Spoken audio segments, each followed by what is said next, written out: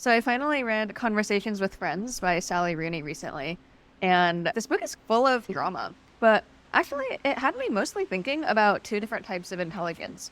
I'm going to call them the debater and the poet. And I think in the book, Bobby is the debater. Bobby just has this sparkling rhetorical intelligence that he loves to show off in conversation. She'll just like extemporaneously go off on these dazzling monologues about everything from polyamory to Palestine and reference all these niche philosophers. And she'll often just like advocate for some fun, provocative argument purely for the sake of stretching and showing off her brain. She really just comes across as this force of nature. But she's also remarkably disconnected from reality. You get the sense really quickly that she offers up on these theories, but she doesn't really believe them. And she tries to twist her own and other people's emotions and complex human relationships to fit her own intellectualized idea of what they should be, rather than using her intelligence to try to understand what the world organically happens to be. And I think because of this, Frances, who is Bobby's best friend, finds it consistently difficult to confide in Bobby about her feelings because Bobby's default reaction to messy emotional situations is to judge rather than to empathize.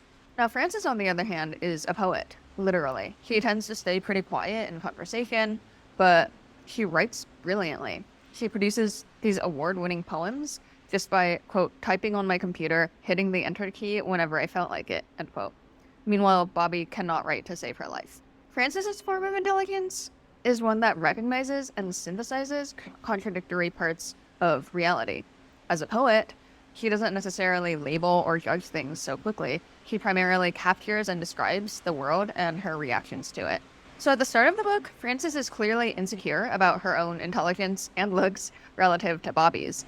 And honestly, I can kind of empathize personally. I spent a lot of high school aspiring to be a better debater. I was really idolizing the debate captains who are like super articulate and quick thinking on their feet. But as the book progresses, Frances detaches from Bobby and leans more into her natural poet tendencies and her ability to hold multiple contradictory truths without needing to fit everything neatly into boxes.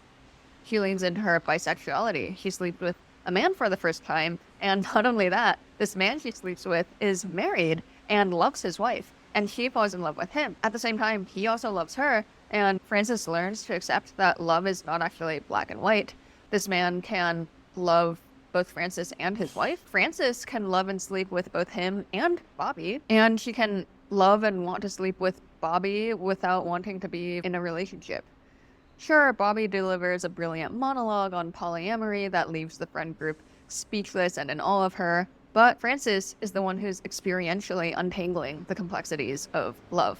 And similarly for me, as I've gotten older, I've gravitated away from debating and more toward writing. I read less philosophy, which I find to be more sort of subjective theories about specific abstract things, and more history, which illustrates how different philosophies have actually unfolded over time. I hang out with fewer academic people and more business people whose theories are constantly being tested by the market. I think it's interesting that Sally Rooney herself used to be one of Europe's top debaters, but now she's a writer. I wonder if she too has undergone this transformation, where she used to be this Bobby archetype who is brilliant, articulate, good at just coming up with these arguments that she didn't necessarily believe. And I think the act of writing fiction actually especially requires you to look at emotional reality and how it's complex and not binary, and you can't just like theorize and fit it into neat boxes. So I wonder if Sally Rooney herself has also undergone this debater to poet transition. Thanks for listening. Look out for more short book reviews soon.